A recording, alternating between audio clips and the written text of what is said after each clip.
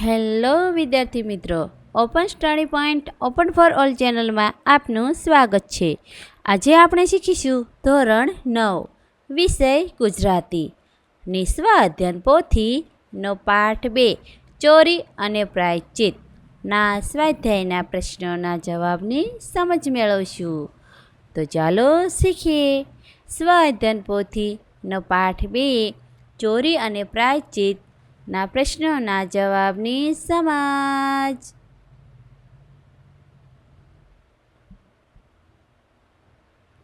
વિભાગ એ જોડકા યોગ્ય રીતે જોડી ફરીથી લખો.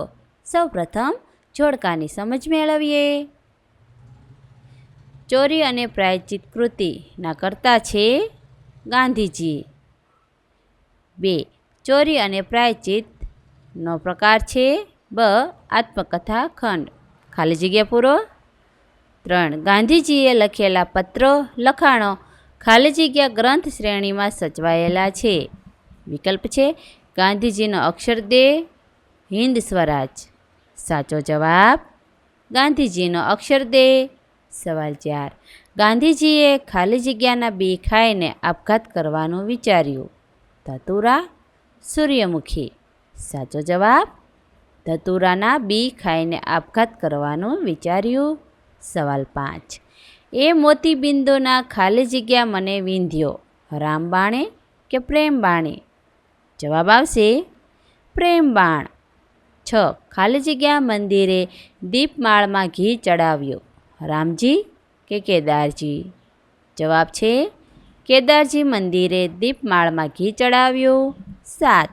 ગાંધીજીના ભાઈના હાથે ખાલી જગ્યા કડું હતું, સોનાનું કે રૂપાનું?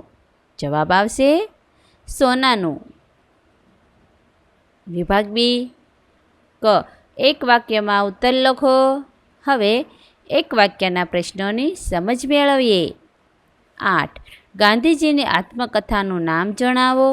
જવાબ ગાંધીજીની આત્મકથાનું નામ સત્યના પ્રયોગો છે. 9. બીડી પીવાની કુટેવમાંથી બીજી કઈ કુટેવ આવી? જવાબ બીડી પીવાની કુટેવમાંથી નોકરના પૈસા ચોરવાની બીજી ટેવ ગાંધીજીમાં આવી. 10. ગાંધીજીના પિતાને કયું દર્દ હતું? જવાબ ગાંધીજીના પિતાને ભગંદરનું દર્દ હતું. 11. ગાંધીજી બીડી પીવાની ટેવને કેવી કહે છે? જવાબ ગાંધીજી બીડી પીવાની ટેવને કુટેવ કહે છે. 12. ખોટું કાર્ય કર્યાના અપરાધ ભાવમાંથી બહાર આવવા શું કરવું જોઈએ? જવાબ આપણે જોખમ ખેડીને પણ દોષ કબૂલ કરવો જ જોઈએ.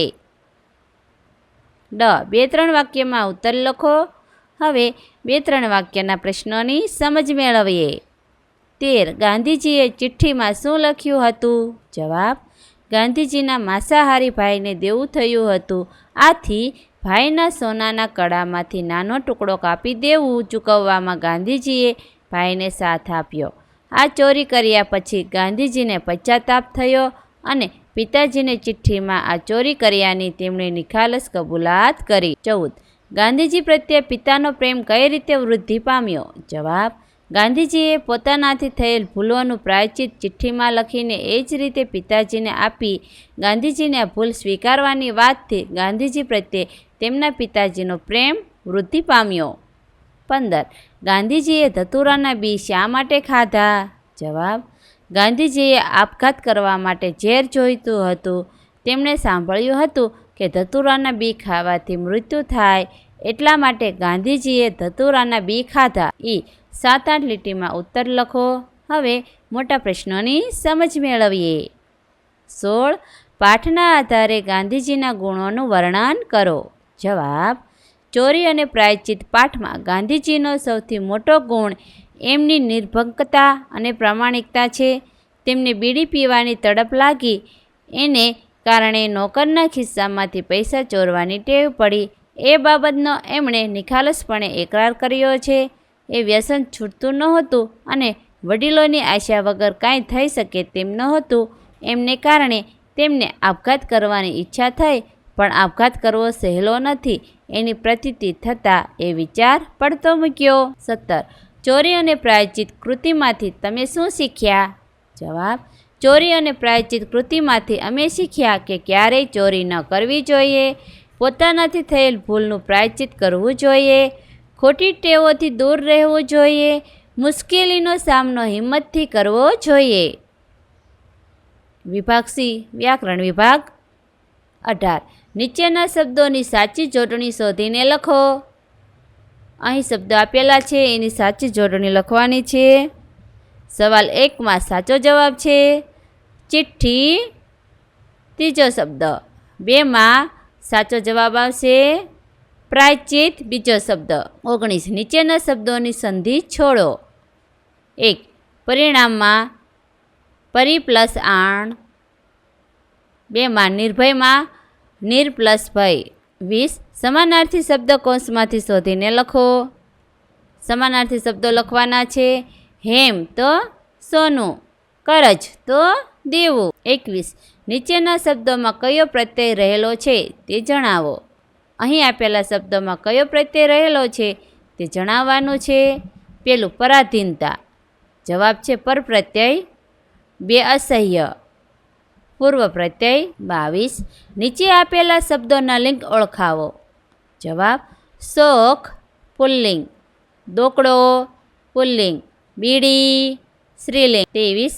નીચેના વાક્યમાંથી વિશેષણ શોધી પ્રકાર લખો. આપઘાતની વાત ભૂલી જવી એવો ઠરાવ કર્યો. આપઘાતની વાત એ માત્રાસૂચક છે. આગગાડીના ડબ્બામાં ઘણી બીડીઓ ફૂંકાતી. ઘણી માત્રાસૂચક. 24. નીચેના વાક્યમાંથી સર્વનામ શોધો. અહીં આપેલા વાક્યમાંથી સર્વનામ લખવાનું છે. મેં ધ્રુજતે હાથે આ ચિઠ્ઠી પિતાજીના હાથમાં મૂકી. સર્વનામ છે મેં. હું ચિતારો હોઉં તો એ ચિત્ર આજે સંપૂર્ણતાએ આલેખી શકત. હું સર્વનામ છે. 25. તળપદા શબ્દોના શિષ્ટ રૂપ લખો. દોકડો, 1 રૂપિયાનો 100મા ભાગનો તાંબાનો એક સિક્કો. વેળા, સમય. 26. કૌંસમાં આપેલા વિકલ્પોમાંથી સાચો વિરોધી શબ્દ જણાવો. આજ્ઞા, અવજ્ઞા, સંધ્યા, ઉષા. 27. નીચે આપેલા રૂઢિપ્રયોગનો સાચો અર્થ આપો. જીભ ન ઉપડવી, બોલવાની હિંમત ન થવી, રામબાણ વાગવા, અનુભવની ઘેરી અસર થવી. 28. નીચેના વાક્યોનું કર્મણી વાક્ય રચનામાં રૂપાંતર કરો. અહીં આપેલા વાક્યોનું કર્મણી વાક્ય રચનામાં રૂપાંતર કરવાનું છે. 1. તેમણે ચિઠ્ઠી વાંચી. તેમનાથી ચિઠ્ઠી વંચાય. મેં પુસ્તક વાંચ્યું. મારાથી પુસ્તક વંચાયું.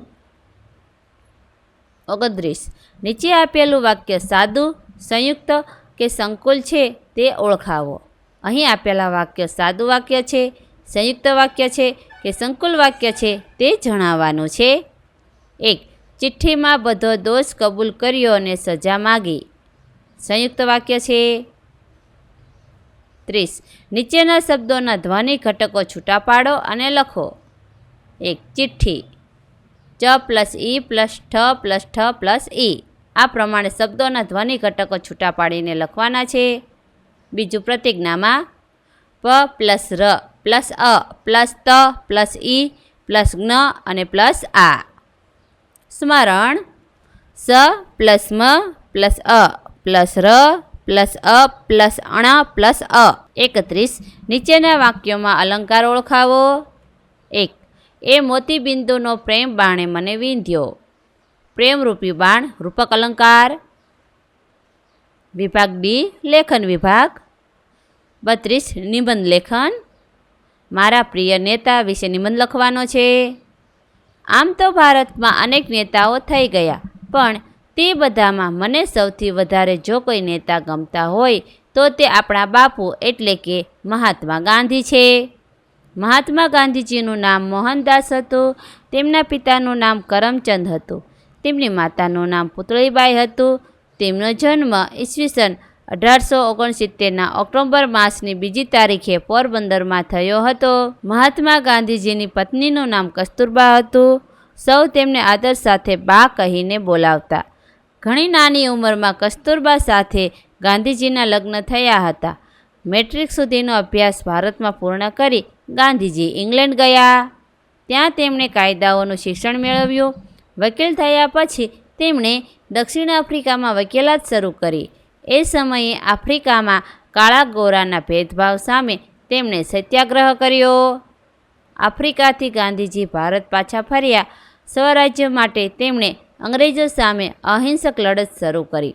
અમદાવાદમાં નદી સાબરમતીને કિનારે આશ્રમ બનાવી તેઓ ત્યાં રહ્યા. મીઠા પર અંગ્રેજોએ કર નાખ્યો.